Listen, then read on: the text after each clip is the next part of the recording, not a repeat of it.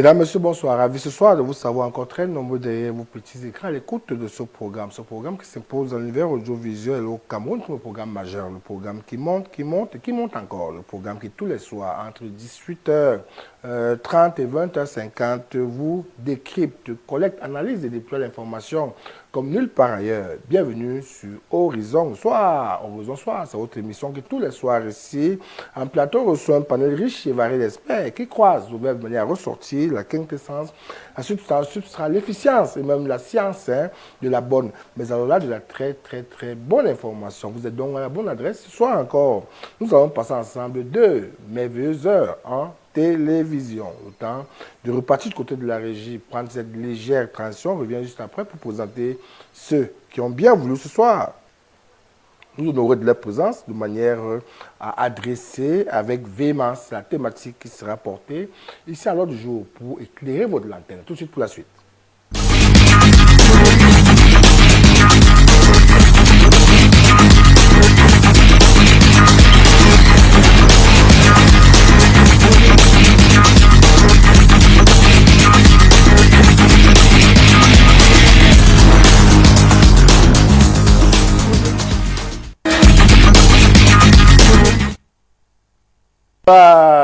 Nous sommes heureux de vous savoir encore très nombreux ce soir derrière vos petits écrans à l'écoute de ce programme. Votre fidélité nous honore véritablement et nous en sommes véritablement ravis. On espère être à la hauteur. Pour ceux qui nous prennent en relais pour la première fois, vous êtes bel et bien sur Horizon 3 Télévision. C'est votre émission Horizon Soir. Bienvenue dans la famille et ne vous décollez plus jamais. Restez scotchés définitivement parce qu'ici, c'est le meilleur. Et vous n'avez pas à aller chercher ailleurs. Rassurez-vous ici. Je vais donc comme ça présenter ceux qui sont avec nous sur ce plateau, là avec nous. Sur ce plateau ce soir, c'est un homme politique de conviction, c'est un homme politique de classe, hein, et pas de masse. C'est un homme politique qu'on rencontre dans beaucoup de combats du côté du MRC. C'est un homme politique qui entend asseoir la vision de ce parti et exercer, a mis son parti exercer les pleins pouvoirs en 2025 après l'élection présidentielle. Ils espèrent du moins. Ils veulent porter le leader à la tête du Cameroun et ils y croient Dieu comme fait. Il est avec nous ce soir. Lui, c'est Joël Kemoun Abedjan. Bien, bonsoir. Bonsoir, M. Beka, et bonsoir, mes co-discutants. C'est, n'est-ce pas, une joie renouvelée de nous retrouver une fois de plus sur votre plateau. C'est une joie pour le mouvement de la Renaissance du Cameroun de savoir, n'est-ce pas, qu'il peut avoir un plateau où il faut pouvoir s'exprimer. C'est une joie pour tous ceux qui sont même en prison de savoir que le combat pour lequel ils se battent continue d'être porté par des Camerounais. Sur ce, je leur dis un bonsoir à vous tous qui nous regardez de côté de Kenengi. Sachez que le combat, n'est-ce pas, qui vous a mené en prison ne sera pas vain. Voilà, on salue tous les détenus qui sont dans toutes les prisons du Cameroun. Il ne reste pas moins des hommes, hein, ils considèrent des hommes, et lorsqu'on y va, c'est pour qu'on puisse se réinsérer plus tard, lorsqu'on a pu payer, ou lorsqu'on a payé ce que la société nous reproche. Moi, comme on a comme l'impression que lorsqu'on est en prison, on devient un paria. Ce n'est pas ça la logique. Il fallait bien que les pouvoirs publics essayent de changer ce paradigme. Bon, ce n'est pas sur ça que je voudrais vous lancer. Je vais vous lancer sur la problématique du train de vie exorbitant de l'État. Le président de la République avait dit depuis un moment qu'il fallait que le train de vie de l'État soit baissé, soit complètement amélioré, pour qu'on mette l'accent sur des projets qui peuvent améliorer les conditions de vie de beaucoup de Camerounais. Nous sommes le 12, ça c'est un appel d'offres de l'ARMP qui est daté du 12-12-2024 à 14h53 hier.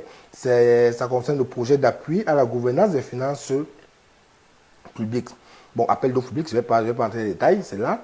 L'objet de l'appel d'offres, c'est dans le cadre de l'opérationnalisation du projet d'appui à la gouvernance des finances publiques, l'objet des accords de financement entre le gouvernement de la République du Cameroun, représenté par le ministère de l'Économie et de la Planification, l'aménagement du territoire, MINEPAT, maître d'ouvrage du dit projet, et le groupe de la Banque africaine de développement BAD, le coordinateur national, maître d'ouvrage délégué, lance un appel d'offres national ouvert pour la fourniture, la mise en service et service après-vente de véhicules au projet d'appui à la gouvernance des finances publiques en 2 lots. Un lot, véhicule station, wagon 4x4.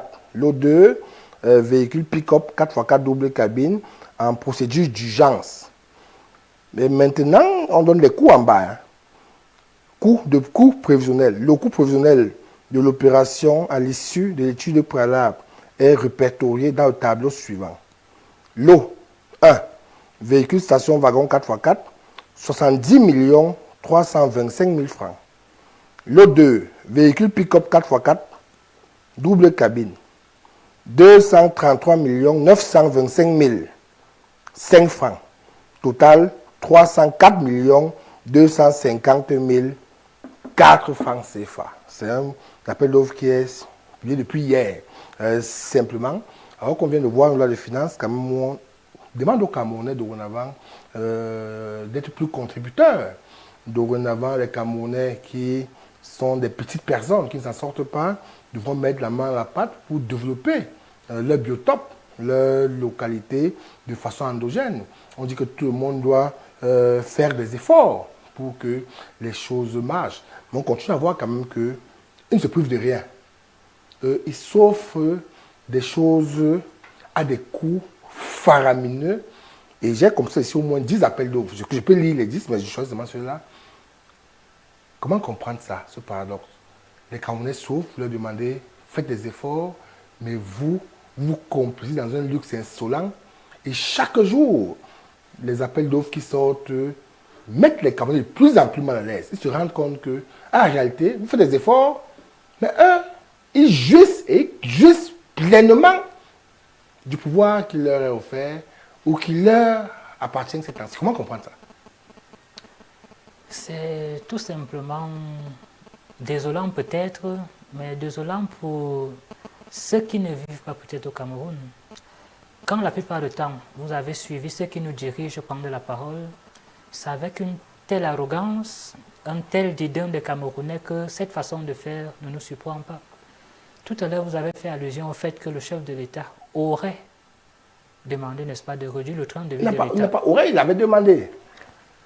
Combien de fois, n'est-ce pas, le chef de l'État du Cameroun a pris la parole pour donner des directives, mais la plupart du temps, on a justifié le fait que les gens, que ça piétinait, que c'est son entourage, n'est-ce pas, qui n'implémenterait pas la vision du chef de l'État. Nous sommes allés à 82 quand il arrive au pouvoir. Après ça, nous avons connu différentes élections où la plupart du temps, il a été élu avec tout ce qu'il y a eu comme contestation. Au-delà de ça, si vous demandez logiquement aux Camerounais, à chaque fois que le président de la République s'est présenté comme celui-là qui devait diriger le Cameroun, quel était son projet? La plupart du temps, c'était des slogans, justement, qui n'ont jamais abouti à rien, au contraire, à l'impasse. L'impasse, c'est quoi? Nous sommes retrouvés au FMI plusieurs fois, et certainement, nous y sommes actuellement. Parce que, de plus en plus, quand vous regardez les médias, on vous fait comprendre qu'on risque encore une autre dévaluation du franc CFA dans la zone CEMAC. Voyez-vous, nous sommes passés à 2 dévaluations. On a divisé le salaire des Camerounais et aujourd'hui, chaque jour, on parle de l'inflation, on vous parle du coût de la vie qui devient vraiment insupportable. Mais carrément, de l'autre côté, vous avez l'impression que cette vie chère concerne certains. Et d'autres, n'est-ce pas, ne peuvent pas trouver qu'il serait mieux de trouver des véhicules qui ne coûteraient pas aussi cher, mais qui pourraient rendre le même service. Cette façon de faire, justement, vient du fait qu'à chaque fois, on improvise. Vous parlez d'urgence dans, n'est-ce pas, le marché qui est lancé. On vous a dit que la plupart du temps, le budget du Cameroun n'est pas consommé. C'est pas certain que ces directeurs marchent à pied pour l'instant. Je ne suis pas sûr qu'ils vont en taxi pour l'instant au bureau. Non, certainement pas. Mais c'est d'urgence. Ils font d'urgence. Certainement pas. Ouais. Ils n'ont même pas marché à pied. Ils sont des serviteurs de la République. Ils ont besoin des commodités, n'est-ce pas, qui non, leur je permettraient... dis, lorsqu'ils mettent l'urgence, c'est comme s'ils n'ont pas de véhicule pour l'instant. Mais je doute fort qu'ils n'aient pas de véhicule pour l'instant. Ils doivent avoir même plusieurs véhicules dans leur parking, à l'heure où nous parlons. Voilà, allons-y simplement. En tant que travailleurs, ils ont besoin de commodités, Oui. mais qui devraient être à la hauteur de ce que les Camerounais, n'est-ce pas, peuvent offrir à ceux qui sont censés les représenter. Mais quand on crée, n'est-ce pas, ce grand écart entre ceux qui sont censés être des dirigeants, des serviteurs du peuple, et le peuple qui, dans sa majorité, croupit dans la misère la plus abjecte, vous avez l'impression que on vous fait comprendre que vous allez faire quoi. Dans tous les cas, on s'est permis de dire les petits partis politiques, puisque nous sommes des grands partis politiques, alors on peut vous imposer tout et n'importe quoi. Et si vous parlez fort, il y a quelqu'un qui a les abeilles, qui va vous les sortir, qui va vous sortir les moulinex parce que les Camerounais seraient devenus des condiments. C'est ce qui est désolant quand on dit que nous sommes dans une république. Vous parlez aujourd'hui, il faut que les Camerounais, n'est-ce pas, contribuent. Nous avons toujours contribué, M. Bika. Les Camerounais ont toujours payé l'impôt de tout temps. Nos grands-parents, nos parents, même dans la colonisation, nous avons contribué au développement de ce pays. Mais ce qui pose problème, c'est qu'est-ce qu'on en fait? Est-ce que c'est pour le bénéfice de tous? C'est là où le bas blesse. Voilà pourquoi nous autres, nous sommes engagés en politique, pour se rendre compte que c'est l'état de choses où il y a des privilégiés et d'autres Camerounais qui sont carrément mis à l'écart et dont on peut, n'est-ce pas, se moquer à Mondiaux Vision sans avoir à se cacher. On fait comprendre que, bon, certainement, il y a deux Camerounais, certains sont venus accompagner d'autres. Et fort heureusement, les Camerounais de plus en plus commencent à comprendre, commencent à prendre conscience que le destin de ce pays nous appartient tous.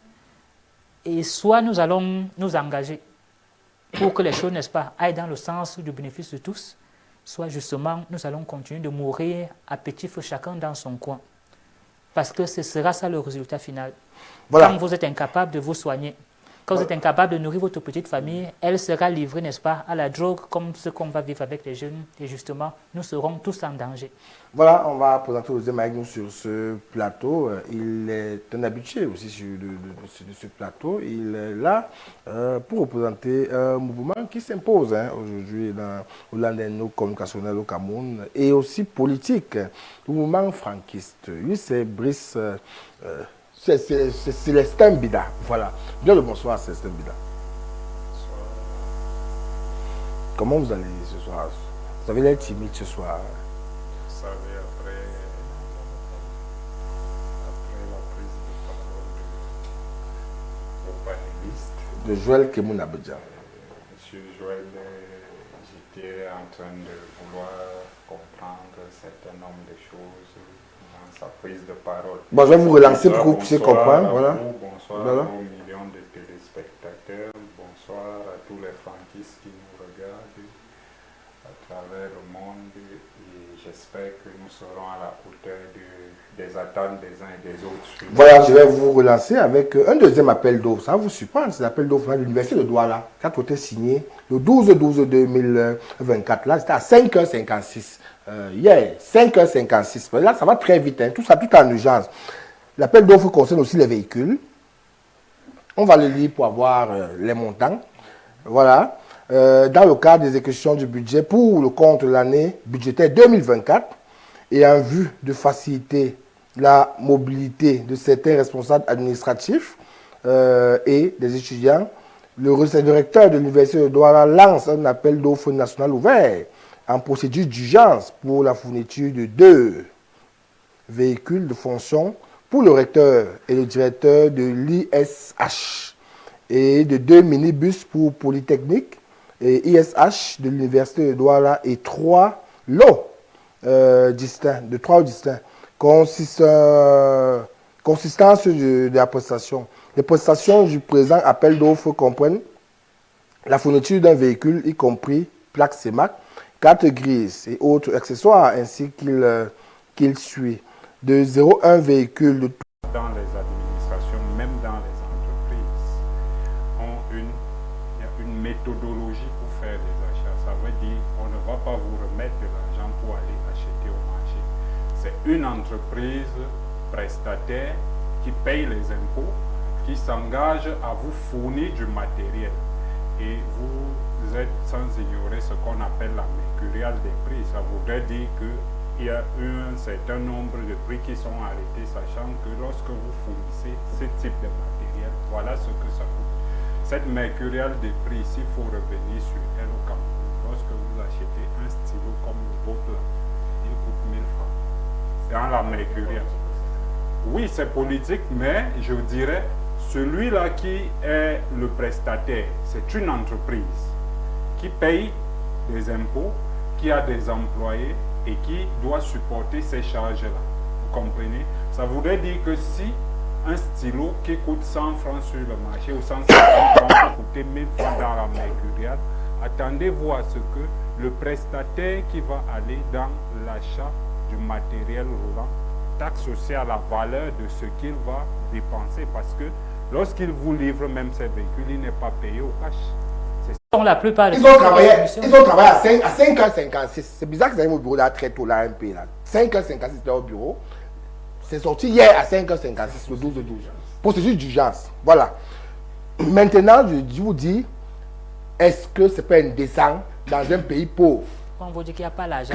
Un recteur va aujourd'hui 90 millions, un ministre 200, 300, 100 millions. Est-ce que c'est pas indécent? C'est le problème qu'on pose là. On consomme la procédure, on connaît les procédures.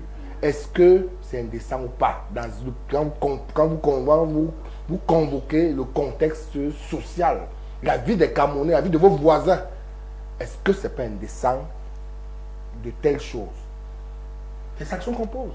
Est-ce que vous acceptez que ça se passe comme ça? Non, nous n'acceptons pas qu'il y ait peut-être qu'on entende des coûts aussi élevés, mais j'étais en train de vouloir faire comprendre à ceux qui nous écoutent que parfois le coût n'est pas réellement le coût du produit, parce que l'entreprise, il y a un maillon qui s'ajoute à la chaîne entre l'utilisateur du produit et le fabricant, qui est celui-là qu'on appelle le fournisseur et qui va... Pourquoi ne pas la louer justement dans ce que nous venons d'énumérer? On aurait eu de bien meilleurs étudiants, on aurait eu de bien meilleurs candidats. Et le Cameroun, qui était une référence au niveau de l'éducation en Afrique et dans le monde, parce que vous allez voir, quand vous allez à l'UNESCO, vous allez trouver des Camerounais qui ont écrit en lettres d'or le nom du Cameroun, comme par exemple Francis Bébé et autres.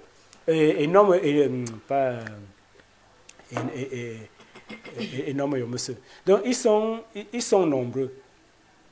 Pourquoi? Parce qu'à cette époque, il y avait ce suivi. Mais aujourd'hui, on préfère s'offrir un véhicule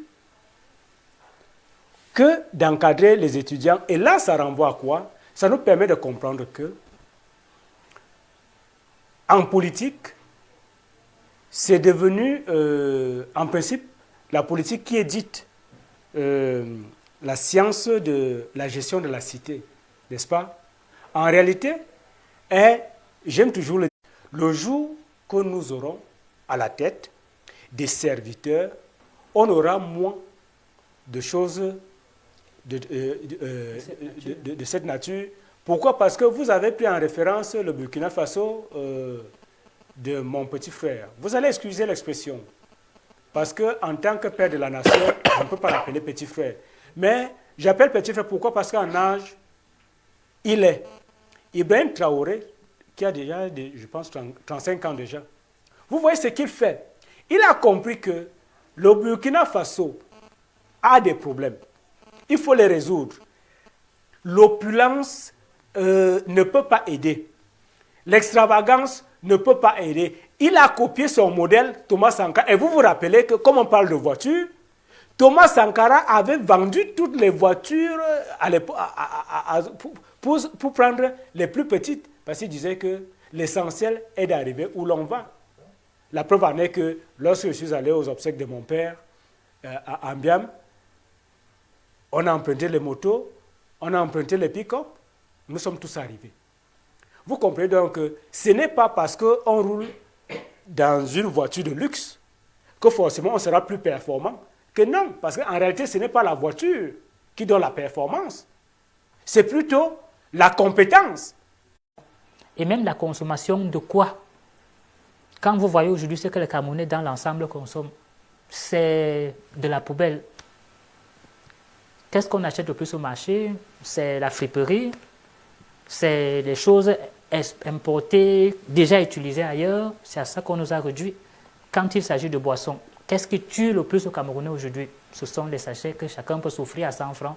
Pendant qu'entre-temps, le yaourt qui serait plus indiqué pour les Camerounais va au-delà de 1000 francs. Ça, c'est une volonté, n'est-ce pas, qui est en train d'implémenter au Cameroun. Je dis souvent, c'est l'image même du néocolonialisme. Parce que quand vous avez des gens qui se disent que nous sommes un pays indépendant, des gens qui se disent qu'il faudrait que notre peuple, n'est-ce pas, puisse tutoyer les autres, on se donne les moyens de par l'éducation. Mais aujourd'hui, vous allez vous rendre compte que ceux qui sont même éduqués la plupart du temps sont tenus très à l'écart.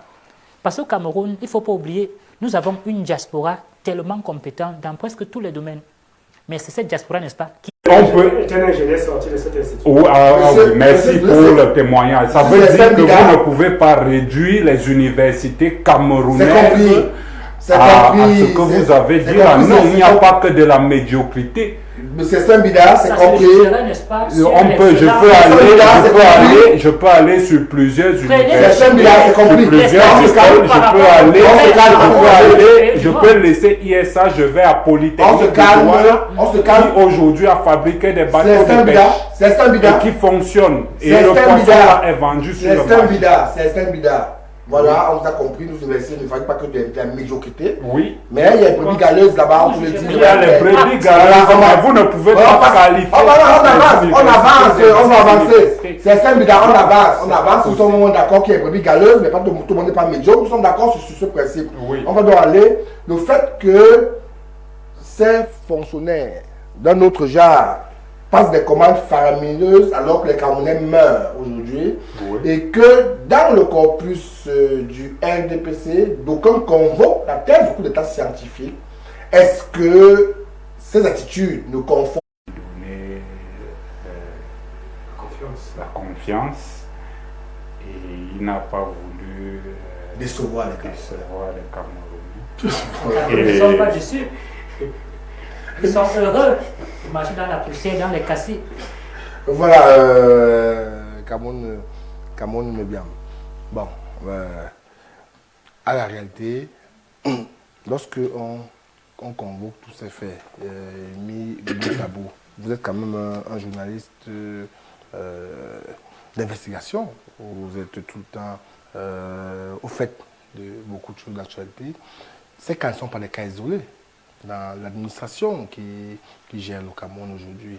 Lorsqu'on fait un paradoxe avec le misérabilisme ambiant, avec la paupérisation qui veut tuer les Camerounais tous les jours, les Camerounais dorment chez eux, ils ne rêvent même plus. Hein, ils savent que la vie est quasiment finie. Et à côté d'eux, il y a des personnes qui vivent dans un luxe exponentiel comme ça, très opulent, au mépris du sentiment réel du Camerounais qui commence au jour le jour à avoir un véritable courroux. Est-ce qu'on ne peut pas craindre que de tels actes posés par ces rois de notre genre aujourd'hui qui trônent au niveau du Cameroun, dans chacun dans son administration, dans sa parcelle de pouvoir, puissent nous entraîner un jour vers l'irréparable? Parce que les Camerounais aujourd'hui commencent à avoir marre de certaines choses. Petra Bika, la question que vous posez est pertinente. Pourquoi? Parce que, vous savez, on n'évolue pas dans un vase clos. L'actualité d'ailleurs, n'est-ce pas, peut avoir une influence sur les réalités locales. Vous rappelez... Santé universelle commémorait ce 12 décembre 2024.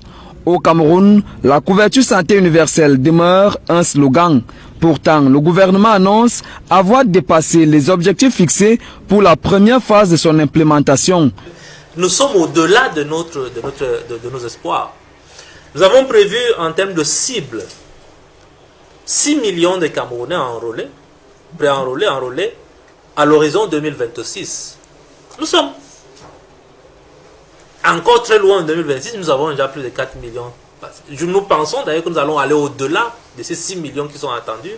Et donc, si vous voyez en termes de pourcentage, nous allons être au-delà de 100% en termes de cible. L'absence des infrastructures de santé, le manque de plateaux techniques adéquats sont autant de freins à la véritable implémentation de la couverture santé universelle au Cameroun. Face à la presse, Manaouda Malachi, le ministre de la Santé publique, a rassuré les Camerounais sur les mesures prises par le gouvernement afin de pallier ce problème. La mise à jour de la carte sanitaire est également à mettre à l'actif des actions entreprises par le gouvernement pour offrir aux populations un accès équitable et universel aux soins et services de santé. De nombreux équipements acquis au profit des unités de maternité et de néonatologie sont mis à la disposition des formations sanitaires comme vous pouvez le constater. 68 144 personnes. Les chiffres présentés par celui-ci prennent-ils vraiment en compte les régions en proie à des conflits et les gens qui y souffrent de la faim? Les ménages pauvres ont épuisé leur stock et sont obligés de faire face à des situations de stress certainement jusqu'en 2025 que ça va durer. Les professionnels de médias venus assister à une autre conférence pour discuter des problèmes alimentaires pendant que les gens meurent de faim. Pour cela, il faudra construire ou acquérir des chambres froides et des petites unités de transformation pour les différents bassins de production. L'accélération de la vulgarisation de la productivité du blé dans les bassins cibles que sont Ouassandé dans la Damawa, Banoun, Bansoa dans la Ménois et Bambouy dans le nord-ouest et le Mayo Tchanaga dans l'extrême nord. C'est comme si le ministre pense que les problèmes allaient se résoudre tout seul si on en parlait suffisamment. Celui qui ferme son oreille à la supplication du pauvre crie lui-même sans être exaucé. Proverbe chapitre 21, verset 13. Comme pour dire, cher ministre, ne l'oblige jamais. Il est temps de prendre des mesures concrètes pour résoudre les problèmes alimentaires et améliorer la sécurité alimentaire au Cameroun. Les Camerounais attendent des actes et pas des paroles. Parlons de toute autre chose à présent. On s'avance peu à peu vers les fêtes de fin d'année. En prélude à cette période festive, la demande des produits de grande consommation est de plus en plus forte. Parlons du poisson et de la viande. Les dispositions sont-elles prises dans les poissonneries et les boucheries pour satisfaire la clientèle?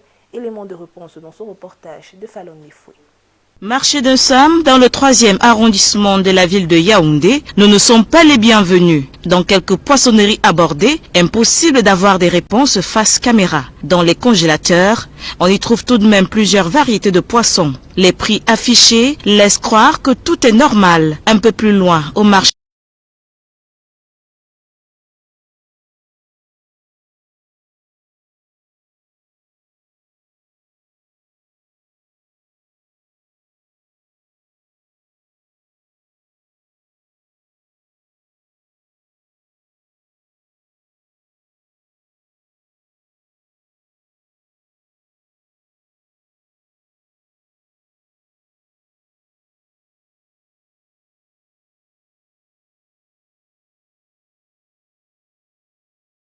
sont insuffisantes. On ne parvient pas à satisfaire tous les clients. Côté viande, les nouvelles sont bonnes. Il y a la quantité nécessaire pour répondre à la demande du client. Mohamed fait partie des grands fournisseurs de viande dans la ville de Yaoundé. Là-bas, au moins 10 bœufs par jour.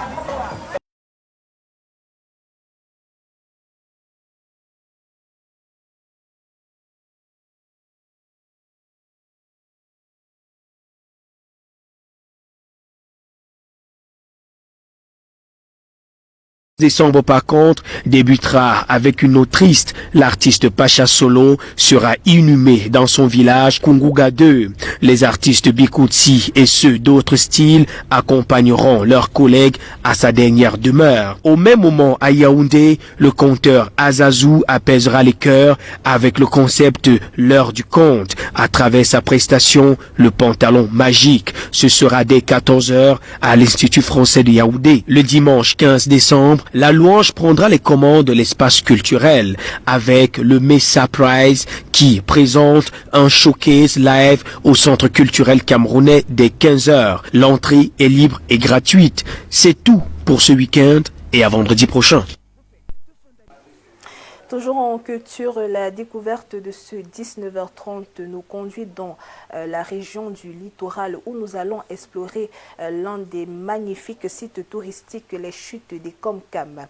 C'est l'une des plus belles destinations du Cameroun, mais aussi un lieu d'attraction idéal pour les amoureux de la nature. Laissez-vous guider par Laure Matéabi dans ce récit.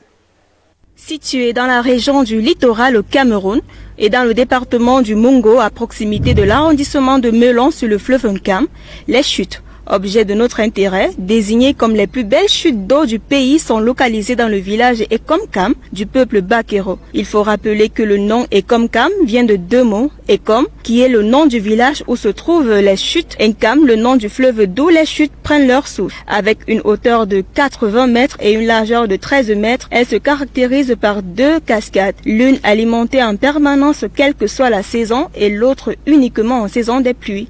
Un site qui représente l'un des atouts touristiques les plus importants du Cameroun, où a été tournée la scène du film Greystone de la légende Tarzan avec Christopher Lambert en 1982. Les chutes des Komkam constituent un site incontournable pour tous les passionnés de la nature. Son originalité pousse à venir admirer l'époustouflant paysage de la forêt sauvage de ce lieu magique et à observer la puissance de la nature dans toute sa splendeur. Un site doté d'une beauté naturelle magnifique, vous serez accueilli à 30 mètres par la cascade et très ébloui par le débit d'eau de la chute qui est d'une force incroyable en saison des pluies. En s'y rendant, il faut toujours prévoir des vêtements de rechange. Visiter les chutes d'une Nkam fait partie des plus belles balades que vous pourrez effectuer.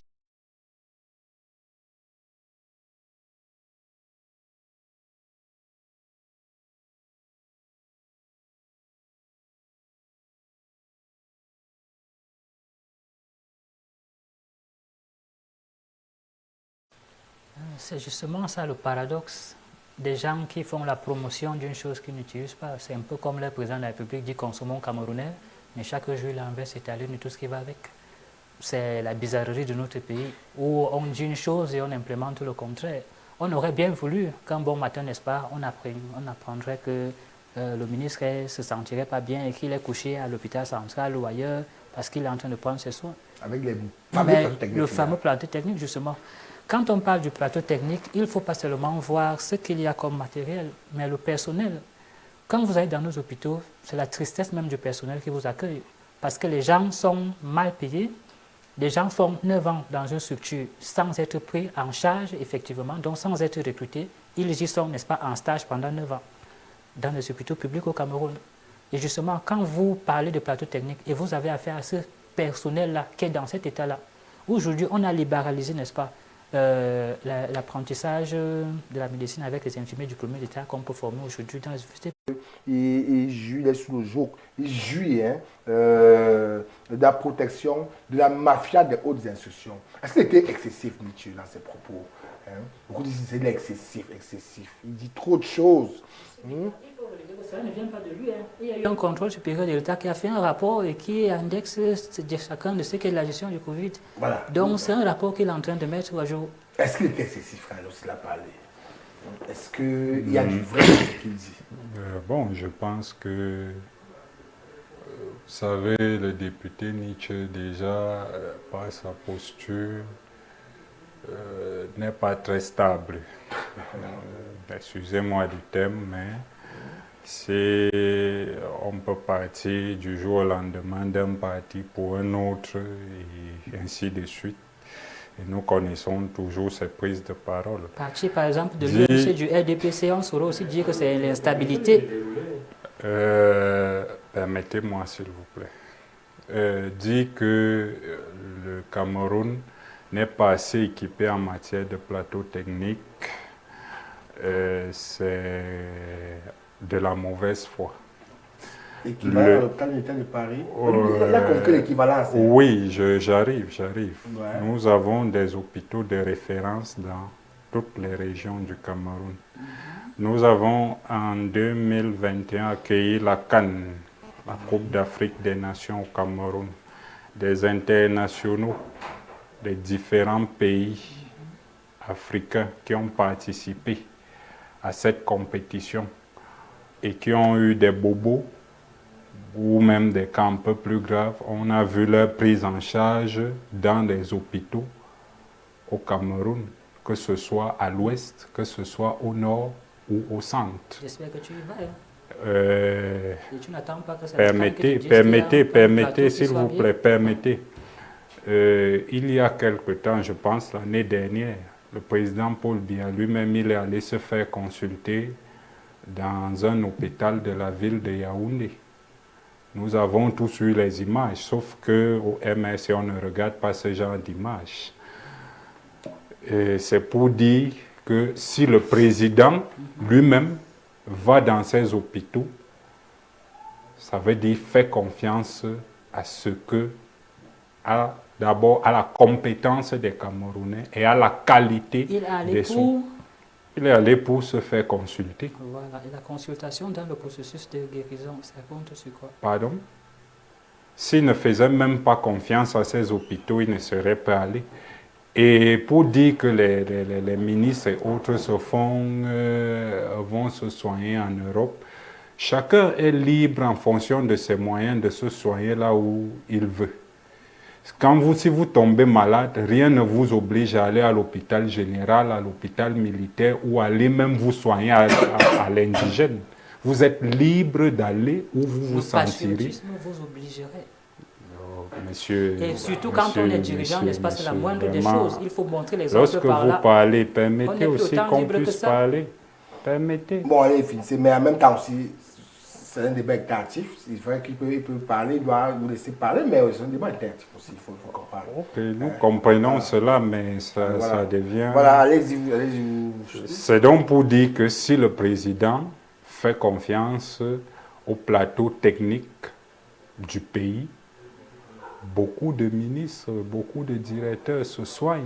L'ancien directeur de Camtel, le regretté mémoire, il est décédé ici à Yaoundé. Ça veut dire, oui, mais ça veut dire qu'il avait l'habitude de se soigner au Cameroun. On soigne la maladie, mais pas la mort. Quand votre temps arrive, vous partez. Même si vous êtes dans les hôpitaux les plus esthétiques du monde, les plus sophistiqués du monde. Le fatalisme, alors, le mien qu'on a accompagné dernièrement était suivi aux États-Unis. Le voilà qu'on a accompagné dans son camp natal. Mais il se soignait à l'hôpital général. Vous comprenez? On va continuer. Cameroun me bien. Lorsque vous... On va rester dans l'eau, de manière qu'on se comprenne au niveau de la maison. Lorsque vous me proposez une eau de qualité, vous me garantissez que cette eau va me maintenir en santé de manière véritable et que je vis avec vous au quotidien et que vous ne consommez pas cette eau vous-même. C'est quoi le message que...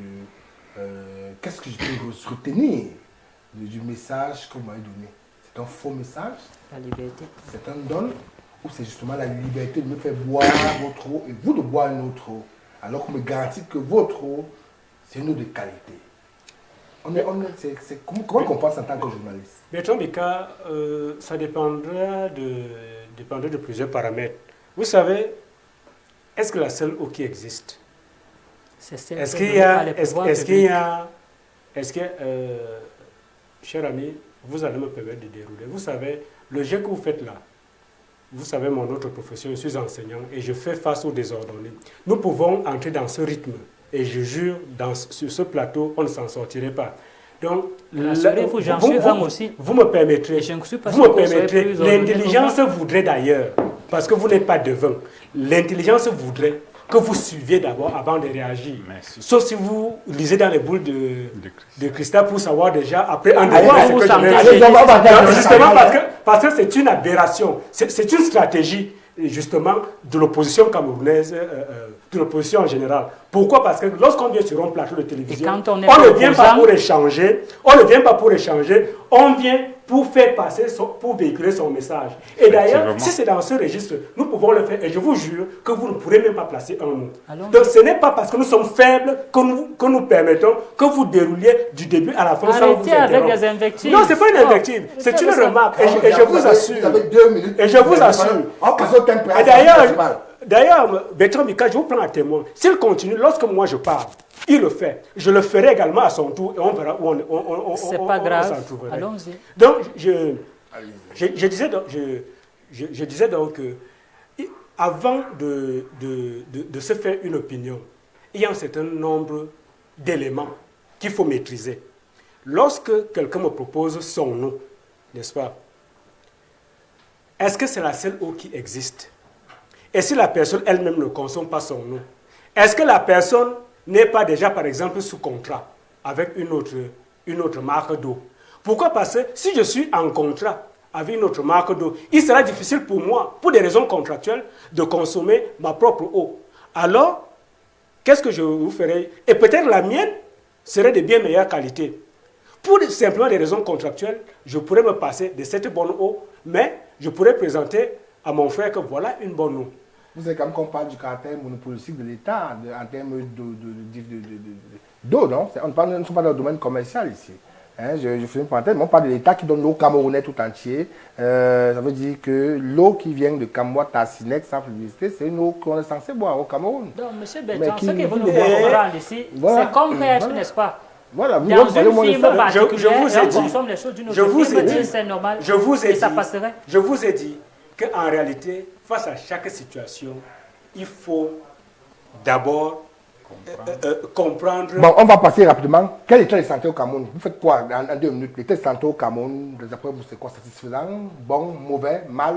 Juste une chaîne de valeur. C'est quoi? Vous savez, Bertrand Bika, il y a des questions qui ne peuvent pas se résoudre par bon ou mauvais.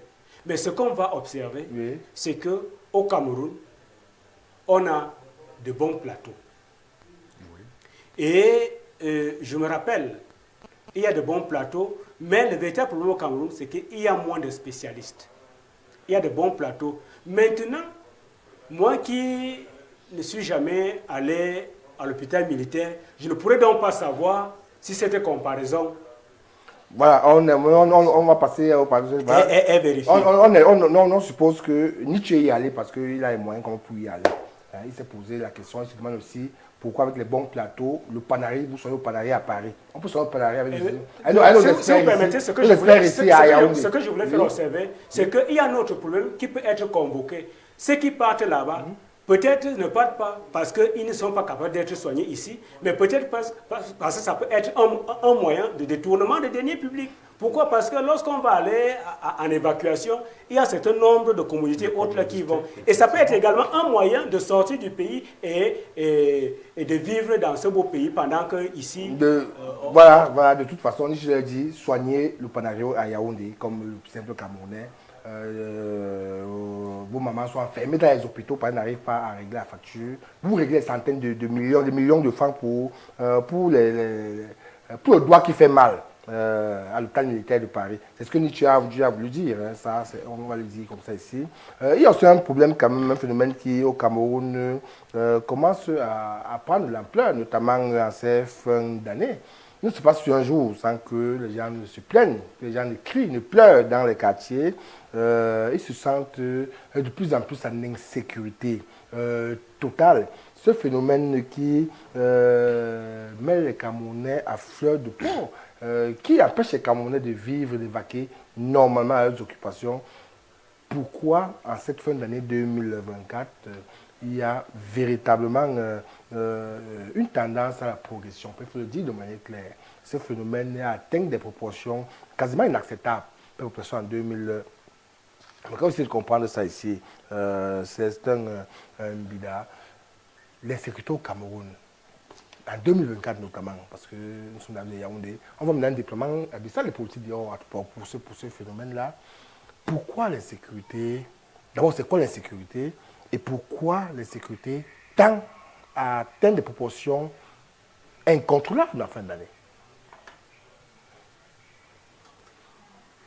Bon, l'insécurité a créé à toutes les actions exogènes qui peuvent atteindre des actions des personnes qui peuvent atteindre la vie privée d'autres personnes. Là, on est dans une situation d'insécurité. Pour arriver là, peut-être je commencerai par poser des bases sur des causes lointaines de ce que nous vivons aujourd'hui, parce que là, nous parlons d'un phénomène qui se vit au jour d'aujourd'hui, mais il y a quand même des causes assez lointaines. Je vais commencer par parler de quelque chose, peut-être qui ne va pas trop plaire à mon ami du MRC, parce qu'il repose tout sur l'État. Je vais parler de l'expérience de la grenouille et de l'eau. Lorsqu'on prend une grenouille, on la met dans de l'eau froide. Elle se sent bien. Si nous plaçons cette eau au feu, qu'est-ce qui va se passer? Plus l'eau va prendre de la chaleur, la grenouille va essayer de résister à la chaleur jusqu'à un moment où elle ne pourra plus tenir. Elle finira par mourir dans cette eau. Plus la chaleur va augmenter. Pour transposer ça à la réalité, c'est pour dire, c'est de cette façon que les populations accueillent, comment dirais-je, c'est de cette façon que la société change sa façon de fonctionner, ses valeurs et autres. Comment ça se passe? Comment ça se passe? Je vais parler par exemple de la télévision. Lorsque vous regardez les chaînes de télévision qui nous sont proposées, déjà il faut noter que nous avons un héritage colonial qui fait à ce qu'on pense que tout ce que l'extérieur nous donne est de meilleure qualité. Et si vous regardez la plupart des films que nos jeunes regardent, prenons des années 2000 jusqu'à nos jours, vous allez vous rendre compte que dans ces films, il y a la promotion des contre-valeurs africaines. Dans ces films, quel que soit le film, vous allez retrouver des armes, vous allez retrouver qu'il y aura des crimes, vous allez retrouver dans la plupart des cas un groupe de nègres, des noirs qui seront dans la rue, qui vont fumer du chanvre à côté, qui seront des gangsters et ainsi de suite. Quelque part, c'est une façon comme cette grenouille qui est dans de l'eau, qui ne veut pas, qui ne sait pas comment échapper à la chaleur de l'eau. On va intégrer ça comme des valeurs. Des jeunes qui vont grandir avec ces valeurs, progressivement, vont perdre l'humanité, l'humanisme de l'homme et vont voir l'être humain dans la société comme cette bête qu'on peut facilement abattre n'importe comment. C'est pourquoi nous pouvons voir aujourd'hui un enfant de 6e qui poignarde son père, qui n'a pas froid aux yeux de poignarder son enseignant parce qu'on a inculqué ça. Ok, on vit ça, on consomme ça aujourd'hui. Joël Kemoun Abidjan, sur ce système BIDA, la prolifération de l'insécurité en Afrique et au Cameroun en particulier, à Yaoundé principalement aujourd'hui, c'est Yaoundé qui a été l'objet, qui a été le motif de ce thème. J'estime que c'est fortement lié à l'éducation que les Camerounais reçoivent. Cette insuffisance d'éducation qu'on pose au sein des familles et aussi cette avalanche d'informations qui arrivent dans nos foyers via des canaux de diffusion, des chaînes qui viennent faire la promotion des contre-valeurs. Est-ce que c'est les seules causes qu'on peut convoquer lorsqu'on parle d'insécurité au Cameroun et Yaoundé? C'est les seules causes. C'est ces médias étrangers, c'est cette institution qui font en sorte qu'on ne peut plus marcher en sécurité dans nos rues et Yaoundé? Bon, j'ai déjà essayé de justifier ça aussi légèrement, moi me pose un problème. Voyez-vous, voilà une société où on a des gens qui sont au gouvernement, qui décident du système éducatif, qui décident même de ce qu'on peut regarder. J'espère que vous avez été au fait dans les médias dernièrement qu'en Australie, on a défendu à tous les réseaux sociaux que les enfants de moins de 16 ans n'aient plus accès. Une loi votée à l'Assemblée nationale. C'est parce qu'on se rend compte que, n'est-ce pas, à un moment, ça peut devenir un danger, et un danger à long terme. Et justement, quand on a un projet, c'est protéger la population sur le long terme, sur ce que peuvent être les conséquences d'être exposé à un certain nombre de choses. Ceci étant dit sur ce volet, je voudrais convoquer un autre volet qui serait la cause de ce fait d'insécurité.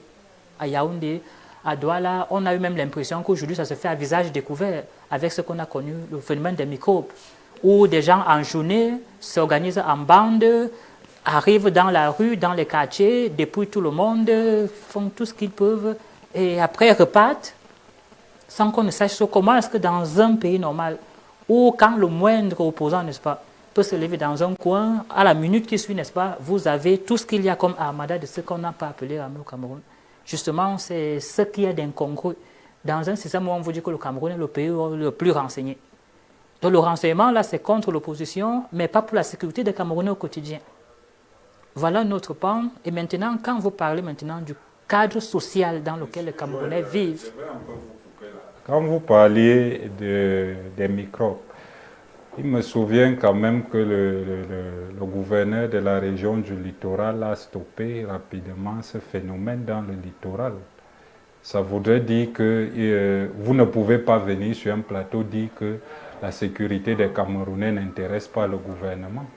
On est dans un système où on soigne toujours les mots et pas l'anticipation. Et ça, c'est un problème quand on sait que gouverner, c'est prévoir. Oui, sauf que les microbes ne sont pas un parti politique ou un mouvement, une association qu'on peut dénicher quelque part. Dans le cadre social, qu'est-ce qui peut être à l'origine de ça? Aujourd'hui, la drogue se vend à tout bout de rue.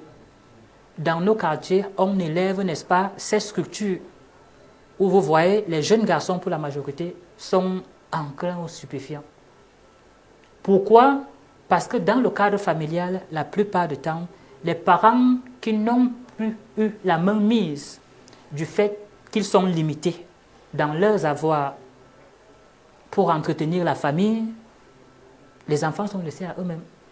Parce qu'au quotidien, le père est obligé de sortir pour se débrouiller, la mère également, pour joindre les deux bouts, n'est pas là, les enfants, n'est-ce pas, sont en vadrouille. Et beaucoup des enfants aujourd'hui aussi décrochent très rapidement dans l'éducation. Pourquoi? Parce que les parents soit n'arrivent pas à payer. Aujourd'hui, quand vous êtes enseignant, comme il a dit tout à l'heure, le défilé, après chaque échéancier des pensions, des enfants qu'on met à la porte, au cours d'une année, n'est-ce pas, ça fait froid au dos. Et beaucoup de ces enfants, n'est-ce pas, finissent par décrocher. Parce que vous ne serez pas heureux que vous êtes dans un établissement, chaque année, chaque mois, on vous met dehors parce que vous n'avez pas payé la pension. Et quand vous mettez dehors, justement, vous êtes livré à vous-même. Je vais vous poser une question. Qu'est-ce qu'on appelle? On va continuer. Au Cameroun, on a dit que l'école primaire était gratuite. Mais aujourd'hui, je me rappelle d'une chose. Elle coûte plus cher que quand moi j'étais à l'école primaire. Avec les AP et tout ce qui va. D'accord, Cameroun. Ça, c'est ça les slogans du président. Cameroun me vient. Ça, il faut le relever. Cameroun me vient. Voilà, vous avez suivi ce que a dit Célestin, qui convoque l'éducation qui est Galiaudo aujourd'hui, convoque l'omniprésence des médias étrangers dans nos foyers, qui, de manière implicite, crée l'impunité et augmente l'insécurité au Cameroun. Voilà, lui convoque quelque peu la pauvreté, la déscolarisation des enfants, tout parce que les parents n'arrivent pas à les envoyer à l'école. Voilà, c'est des trucs qu'on peut. Est-ce qu'on ne peut pas aussi voir d'autres pans? Est-ce que le fait qu'au Cameroun, il n'y ait plus véritablement de modèle, des personnes qui peuvent inspirer les populations, n'est pas aussi une cause fondamentale. Je pouvais prendre l'exemple. Lorsqu'aujourd'hui, on a des ministres qui volent comme des souris, qui montrent que le vol est bien, qui montrent que la vie facile est bien, il faut voler pour s'en sortir, détourner les deniers publics comme on veut.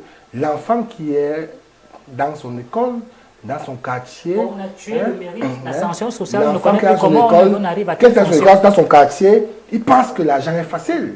ils pensent que ces ministres qui sont dorénavant illégitimes, légaux mais illégitimes, parce que par leurs actes, ils ne prennent pas par exemple, peuvent faire comme eux et s'en sortir. Et ce n'est pas aussi ce comportement convocable aussi des pouvoirs publics qui doivent être le refusé, n'est pas aussi un élément qu'on peut convoquer de manière insidieuse pour comprendre le fait que l'insécurité devienne complètement abyssale dans nos villes au Cameroun et à Yaoundé.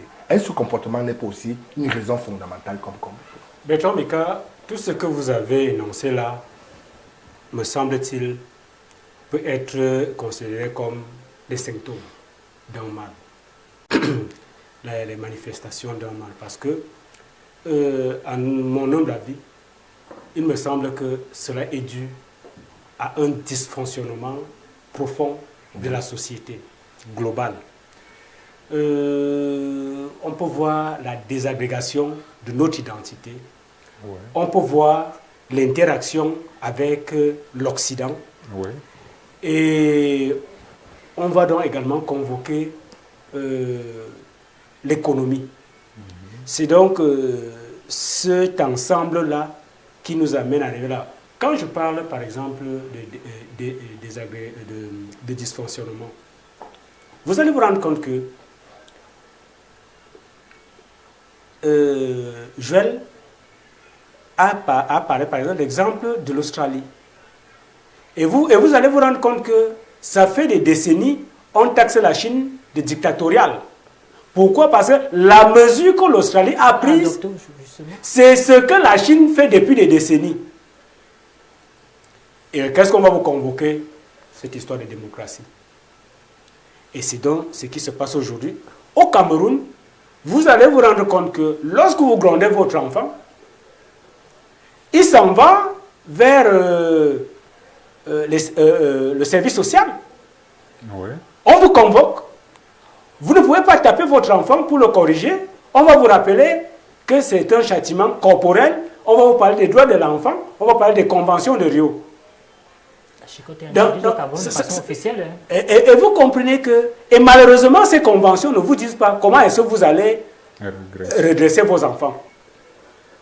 Donc, quand vous le prenez, vous allez à l'école. Moi, j'aime citer un établissement que je fréquente beaucoup. Et pourquoi? Parce qu'il y a des initiatives là-bas qui sont intéressantes. Le lycée classique de Nkolbison. Dernièrement, j'y étais en conseil de discipline.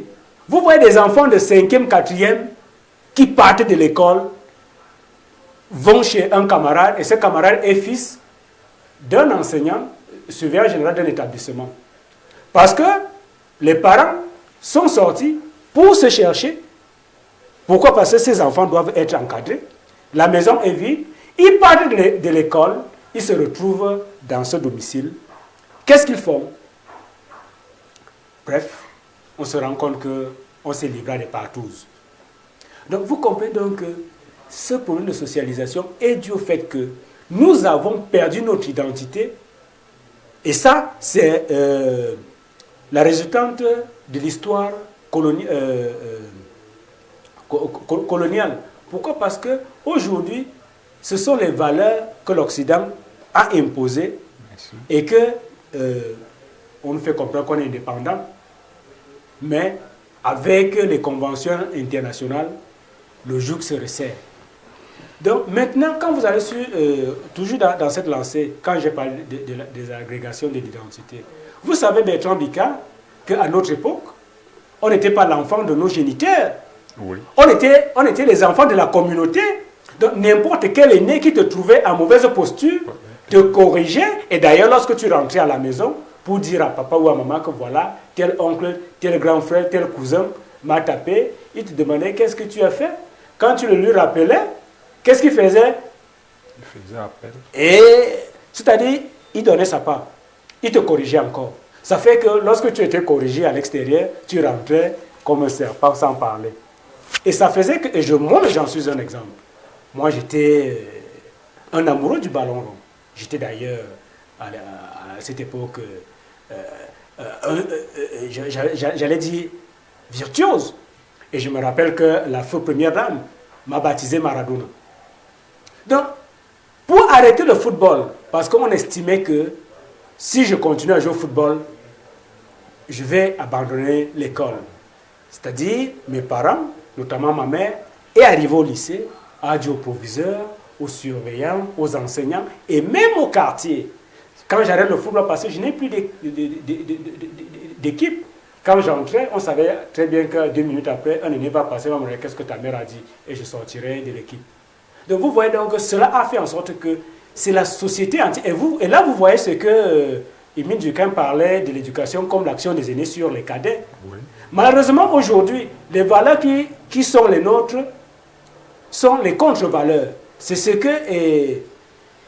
vous rappelez, la télévision aujourd'hui, les vidéogrammes, c'est quoi? C'est de la pornographie. Et les enfants voient ça à longueur de journée. Quand vous voyez les films, comme disait Célestin Mbida, c'est de la violence jusqu'au dessin animé, c'est de l'homosexualité. Et quand nous savons le poids de l'image dans le subconscient, à un moment donné, ça fait monter de l'adrénaline. L'enfant, et d'ailleurs, l'enfant, et nous pouvons même revenir sur le plan anthropologique, lorsque les petits disent mon, comment ils se qualifient les enfants, ils disent mongo. Ça veut dire que mon, c'est épié. Donc, le jeune enfant copie ce que nous faisons. Donc, Bertrand Bika, cet ensemble-là fait que l'enfant est perdu, il sera tenté de le réaliser. Et comme il y a dysfonctionnement, n'est-ce pas, des gouvernants, des régulateurs, malheureusement, on se retrouve dans cette situation. Voilà, c'est Célestin Mbida, il fait bien le dire, l'enfant copie ce que nous faisons. Est-ce que, je reviens sur cette question, est-ce qu'aujourd'hui la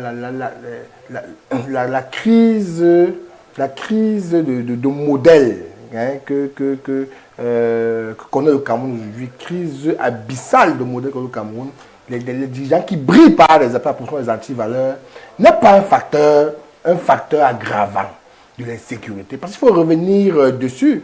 Lorsqu'on va à l'école, on rêve tous de devenir ministre, on rêve de devenir directeur général, on rêve de devenir général, c'est pas quoi, président. Pour impacter. Petit métier, policier, machin, aujourd'hui, est-ce qu'on devient ça parce qu'on est arrivé? Non. Pour impacter la vie de ses citoyens. Et là, on est un modèle. Lorsqu'aujourd'hui, on est assis et on voit qu'un ministre est empêtré dans le Covid-Gate, l'autre a volé comme une souris les milliards, l'autre a trafic d'influence, l'autre a fait telle chose. L'autre se balade avec le sang. Voilà. Il brille simplement. Il brille toujours par des anti-modèles, anti-valeurs. L'enfant s'identifie à son père. Est-ce que ce n'est pas une raison qu'il faut convoquer avec gravité ici pour dire, si ce dehors se gâte, c'est à cause de vous aussi qu'il se gâte. Parce que vous montrez, vous brillez par le mauvais exemple. Ce n'est pas ça qu'il faut dire aussi au Camerounais ce soir. Bon, lorsque nous parlons de modèle, mon confrère disait tout à l'heure, l'enfant copie. Et le premier modèle de chaque enfant, c'est son parent. Ça voudrait dire, Monsieur Bika, vous avez des enfants. Si chaque soir, lorsque vous rentrez, vous ouvrez des documents, vous lisez devant les enfants, inconsciemment, ils vont intégrer ça comme une pratique normale. Maintenant, vous allez vous rendre compte que la société camerounaise aujourd'hui, certains vont convoquer la recherche du gain, l'emploi et autres qui fait l'instabilité dans des familles. Mais lorsqu'on a même ces facilités-là, qu'est-ce qu'on fait de son week-end? Les bars sont pleins tout de ce vendredi à dimanche. Le dimanche, quand on finit le 2-0, on est dans le bouillon, le tarot, ainsi de suite, et on recommence la semaine. À quel moment on consacre ce temps à l'enfant? Ça veut dire qu'il est d'abord dans le socle familial abandonné à lui-même. Mais en sociologie, on convoque 3 niveaux de socialisation. Quand on parle de la famille, oui, on parle de l'école, on parle de la société. Oui, mais... Ça voudrait dire qu'à la réalité, autant le père est un modèle, autant le ministre est un modèle. Parce que vous voulez éviter ma question. Oui, je n'évite pas la question. J'arrive à votre question. Le ministre, c'est aussi un parent. Voilà. Mais c'est lui, c'est le parent de tous les Camerounais parce qu'il il est parent de tous les Camerounais. Vous avez... J'étais je partais de la famille. Non, moi je connais Célestin Mbida. on n'a déjà pas tout le temps pour parler de ça. Moi, je veux une réponse claire. Je vous expliquer que ce que vous dites est vrai, parce que vous parlez que le père est un modèle, vous êtes un modèle, le ministre est un modèle aussi. Oui. Voilà. Le parent donne une bonne question à son enfant, et le ministre vole comme une souris, c'est le plus grand voleur de la République. C'est aussi un exemple qu'il donne aux enfants. Et comme le ministre a un aura plus fort, parce qu'il impacte sur la vie de la nation, est-ce que leur comportement convocant, que tous les Camerounais disent que si vous comportez très mal, est-ce que ce n'est pas une cause aussi fondamentale de la montée de l'insécurité en milieu jeune au Cameroun? C'est la question qu'on veut savoir. C'est là où nous sommes.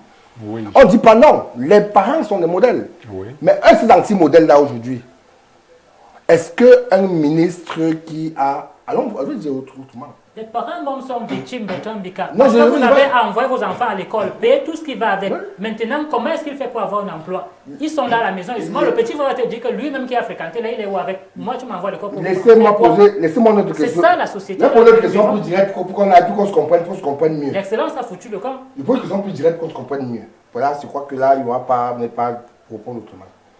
Est-ce qu'un ministre qui est accusé de vol, qui est convaincu de vol, peut dire à un enfant de ne pas voler l'œuf? Est-ce qu'il a encore cette légitimité? Même s'il a la légalité d'être ministre, il est légitime de dire de ne pas voler l'œuf à l'enfant? Non, il ne peut pas. L'enfant même, on dit dans la communication verbale ne représente que moins de 10% de la communication. Ça veut dire on n'apprend pas les faits.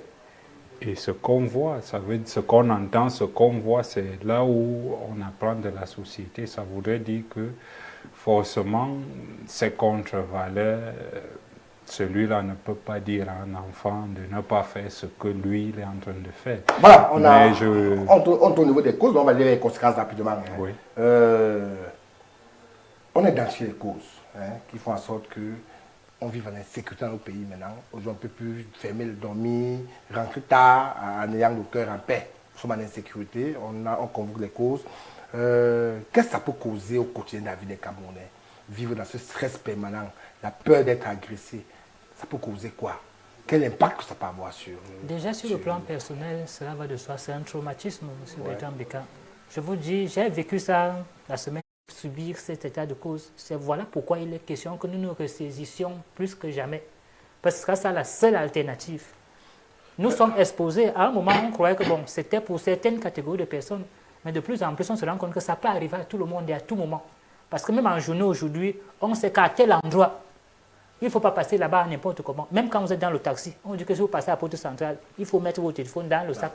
Parce que sinon, on va vous l'arracher et vous, dans plusieurs marchés, au marché tout dit par exemple, on dit que quand vous circulez là, vous allez voir votre téléphone partir et vous ne pourrez rien faire. Justement, cette telle chose fait en sorte qu'on ne peut pas vivre de façon sereine. Vous allez marcher en route, vous êtes en train de contrôler qui est autour de vous et machin, ce qui fait que vous perdez votre liberté. Donc on est en train de nous mettre dans des conditions où les uns les autres, n'est-ce pas, devront vivre fermés chez eux et même là-bas, vous ne serez pas en sécurité parce qu'à tout moment, on peut faire intrusion chez vous. Si on ne vous tue pas, on prend tout ce que vous avez et le jour au lendemain, n'est-ce pas, vous devenez indigent. Cameroun me bien. Là, c'est des conséquences au niveau personnel, pour savoir comme des conséquences au niveau macro-économique. Lorsque dans un pays, l'insécurité devient grandissante, ça peut avoir un impact réel sur l'économie. Par exemple, les touristes peuvent avoir peur de venir dans ce pays. Ils se sentent en insécurité. Est-ce que le Cameroun ne risque pas aussi d'avoir des contingences dorénavant au niveau économique, au niveau des coopérations internationales, parce qu'il commence à devenir quasiment invivable ce pays? Ça, il faut qu'on le dise comme ça. Quoique récemment encore, il y a un expatrié qui a perdu la vie du côté de Douala. Le gouverneur a vite fait de sortir pour en parler. C'est quand même des choses assez graves dans un pays pour la sérénité, le développement économique et l'expansion de ce pays vis-à-vis de l'international. Bertrand Beka, si ce n'est que pour les partenaires internationaux, il n'y a pas de souci parce que ce sont des mafieux et d'ailleurs, c'est le domaine par excellence dans lequel ils se meuvent. Je vous prends un exemple. Parlant d'insécurité, vous savez combien d'agressions, combien de fusillades, combien de morts il y a à Nice et à Marseille par jour? C'est-à-dire... On devait atteindre ce niveau-là. Vous me permettrez. Donc, vous voyez, cependant, la vie continue. Bon, ce qui est problème, ce qui est conséquence pour nous, ce n'est pas les partenaires internationaux, ce ne sont pas les touristes, encore que parmi ces touristes, il y en a qui sont moins touristes. Oui. Donc, le véritable problème de Bertrand Bika, c'est qu'effectivement, sur le plan économique, cela plonge le pays vers le sous-développement. Pourquoi? Parce que ça, imaginez-vous, et si vous me permettrez, revoir même que cette insécurité n'est pas seulement cette violence physique. Parce qu'il y a même une insécurité, par exemple, au niveau des impôts.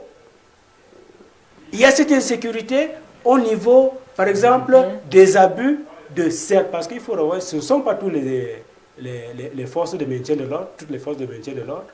Il y a des brebis galeuses. C'est-à-dire, vous allez voir, il y a plusieurs ordres d'insécurité.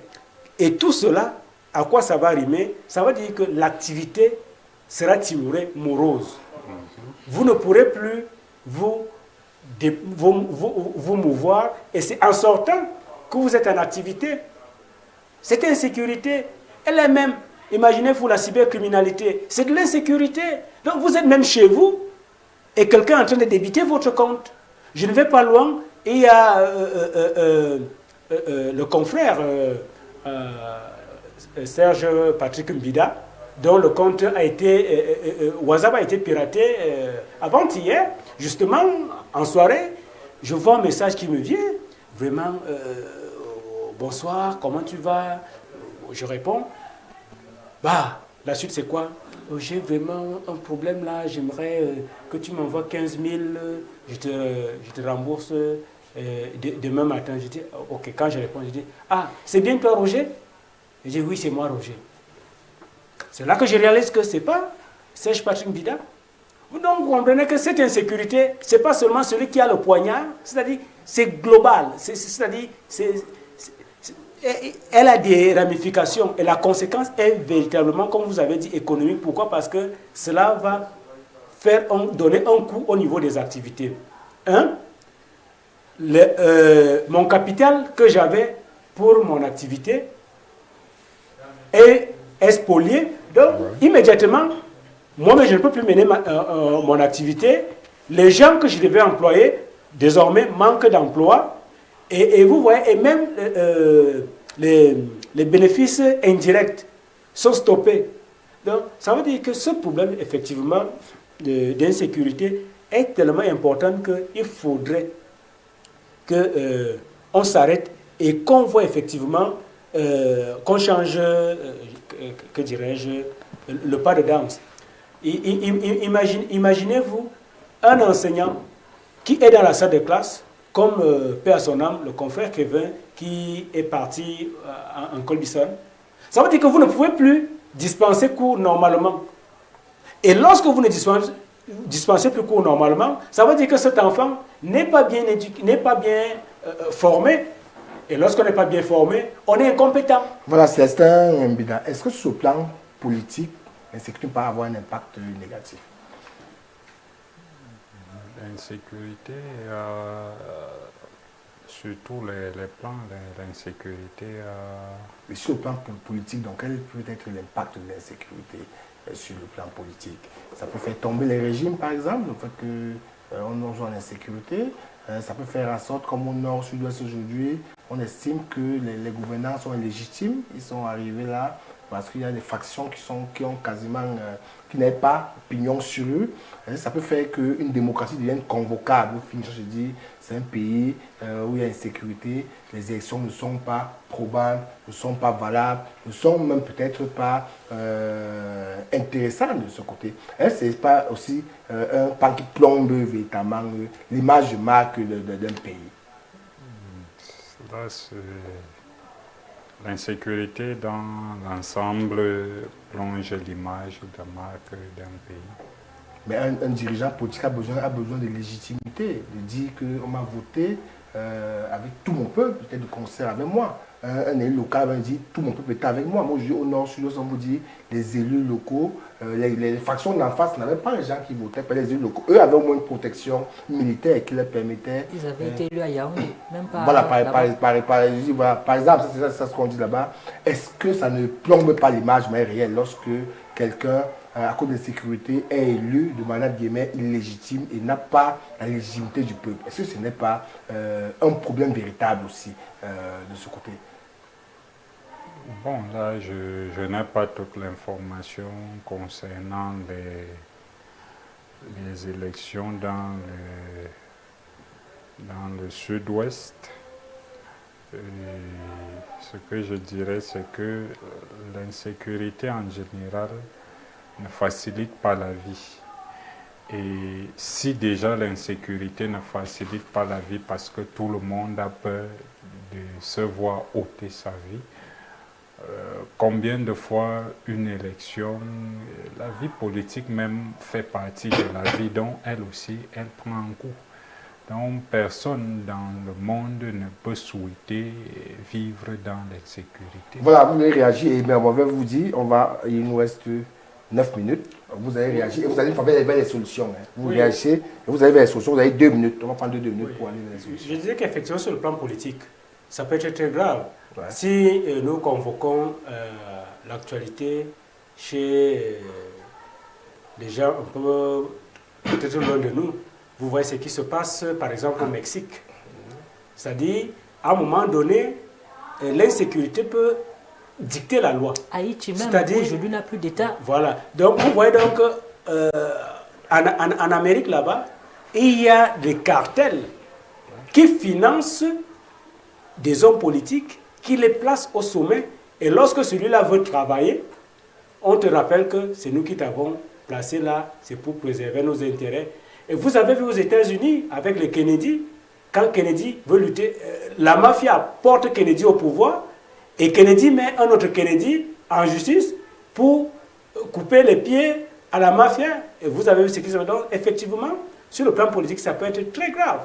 Et maintenant, comme solution, je pense que, en réalité, la première des choses, c'est de retrouver sa souveraineté.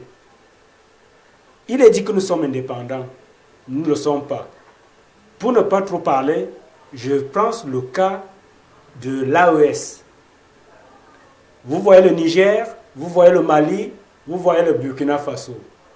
Les terroristes dictaient leurs lois. Et depuis que des gens qui sont arrivés au pouvoir, n'est-ce pas, le président Tiani, le président Assimi Goïta, le président Ibrahim Traoré, aujourd'hui les résultats sont palpables. Avec quoi? Ça veut dire que avec l'indépendance sous surveillance, c'est Barkhane qui disait, c'est Serval qui disait. Et à la fin, on se rendait même compte que c'est Barkhane, c'est Serval qui nourrit les terroristes, qui nourrissent les terroristes. Mais avec la souveraineté, la lutte est réelle. On prend des décisions souveraines en fonction des moyens que l'on a. On fait des meilleurs choix. Vous avez vu le Mali, le Burkina qui a refusé l'aide du FMI et qui a préféré, par exemple, vous avez également vu refuser le lot que les États-Unis ont offert en véhicules et autres là, mais a plutôt opté pour des armes, par exemple, en Russie.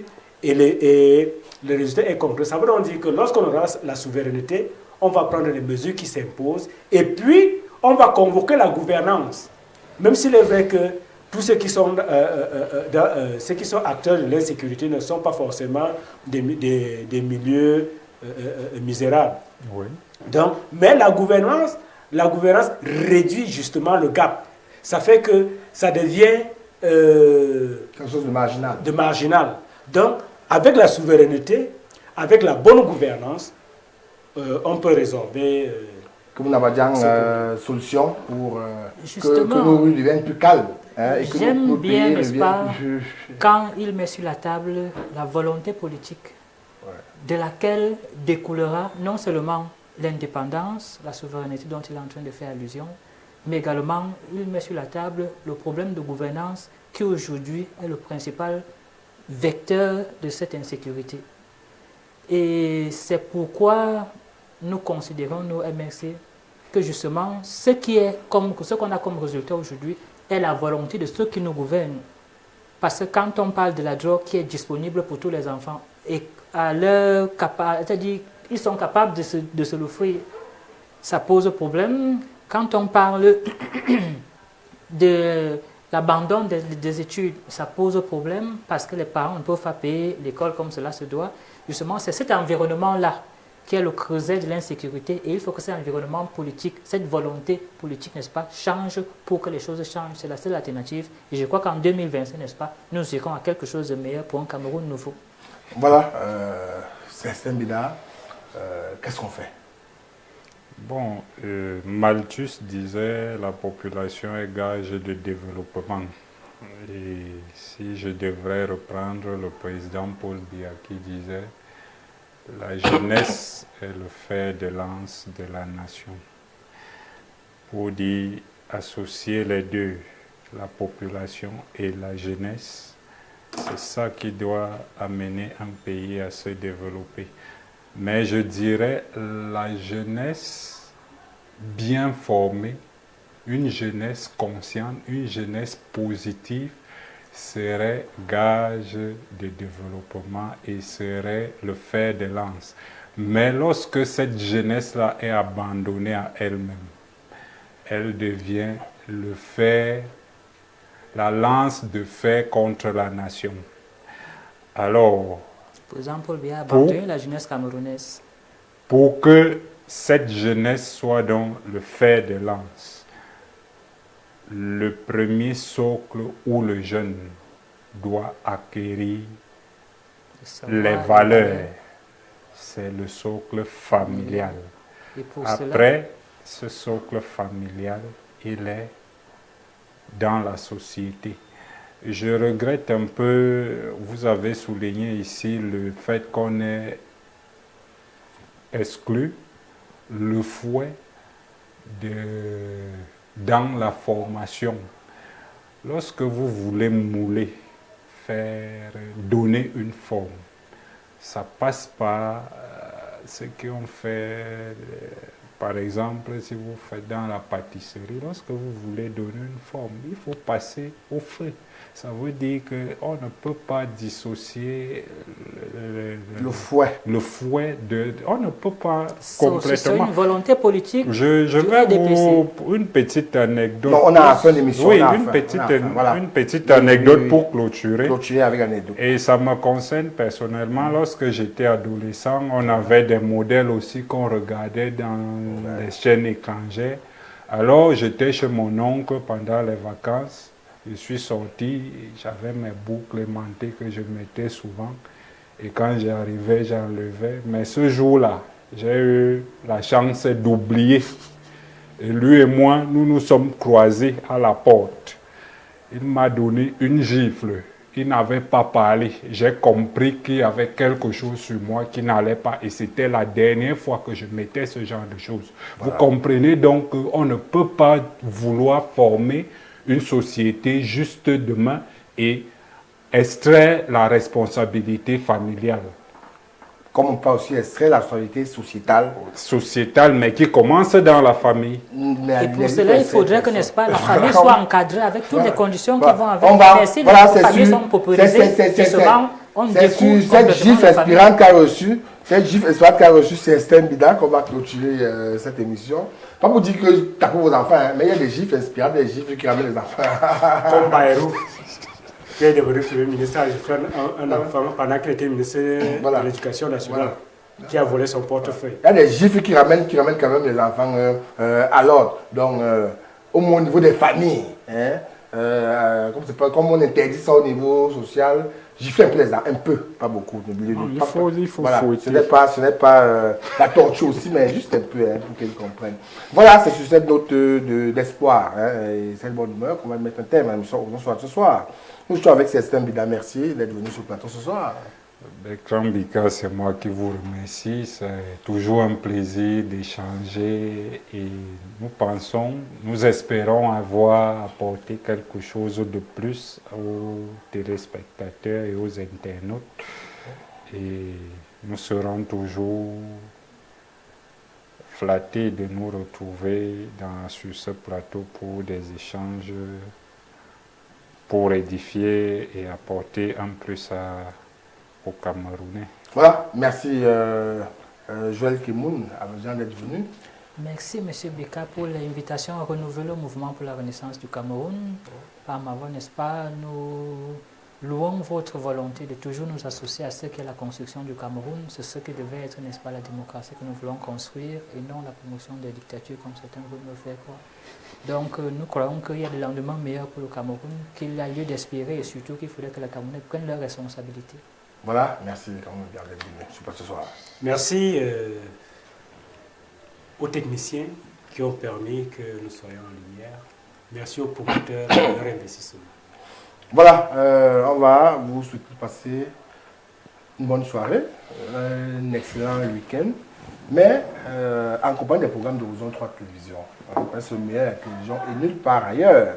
L'émission est encore ce soir, coordonnée par Christelle Tigniem et supervisée par l'honorable François Biba. Quant à moi, je vous donne rendez-vous dimanche, ce sera 10h, le cadre de l'émission Tour de table.